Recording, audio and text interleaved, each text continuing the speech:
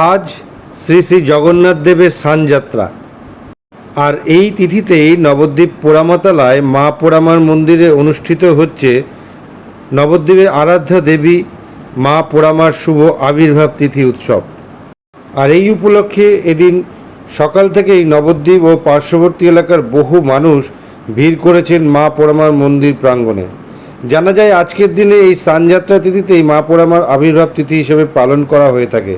এদিন ভোর থেকেই শুরু হয় মায়ের বিশেষ পূজার্চনা। এছাড়াও এদিন মায়ের বিশেষ পুজোর পর দুপুরে অনুষ্ঠিত হবে ভোগারতি এবং সন্ধ্যায় বিতরণ করা হবে পুজোর প্রসাদ। আজকের দিন সম্পর্কে কি বললেন মন্দিরের পুরোহিত, শুনুন।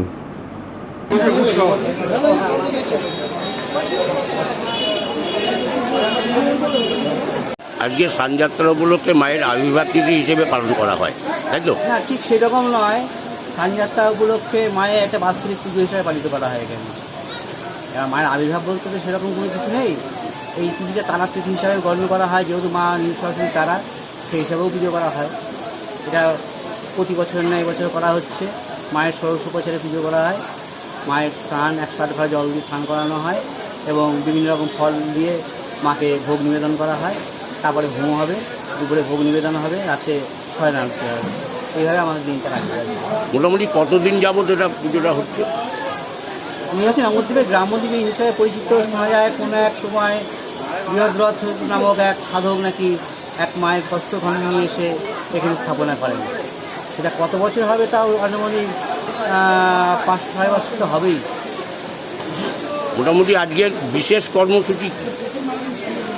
বিশেষ কর্মসূচি বলতে মায়ের একটা বাৎসরিক ষোড়শোপচারে পুজো আর মায়ের ভোগরাগ নিবেদন এবং ভক্তবৃন্দদের প্রসাদ বিতরণ, এটা একটি বিশেষ।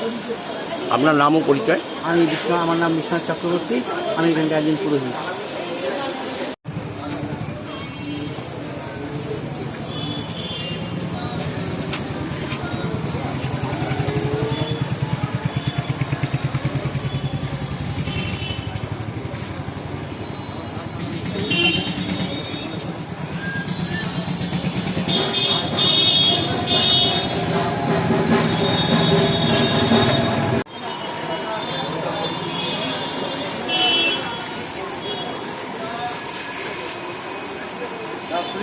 করে বুঝো দাদা আসি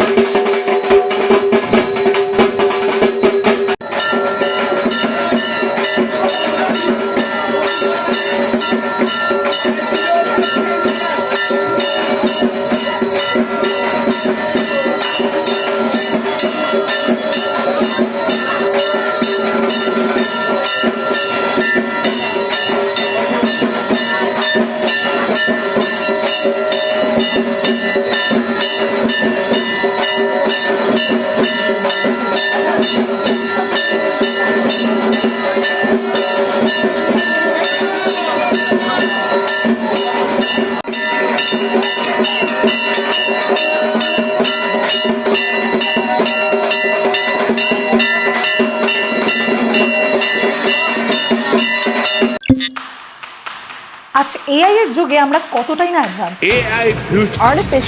artificial intelligence with artificial এই কম্পিউটার টেকনোলজির যুগে ঠিক মতন তৈরি করতে পারছেন তো? চিন্তার কিন্তু কোনো কারণ নেই, কারণ এই জন্যই রয়েছে আশালম। যেমন ধরুন, এইখানে রয়েছে কম্পিউটার অ্যাপ্লিকেশন ডিপ্লোমা, এছাড়াও এখানে রয়েছে advance information technology, financial account programming, web page designing. তাই ভাবছেন কেন? চলে আসুন নবদ্বীপ আশালয় কম্পিউটার সেন্টারে, যেখানে ভবিষ্যৎ কথা বলে।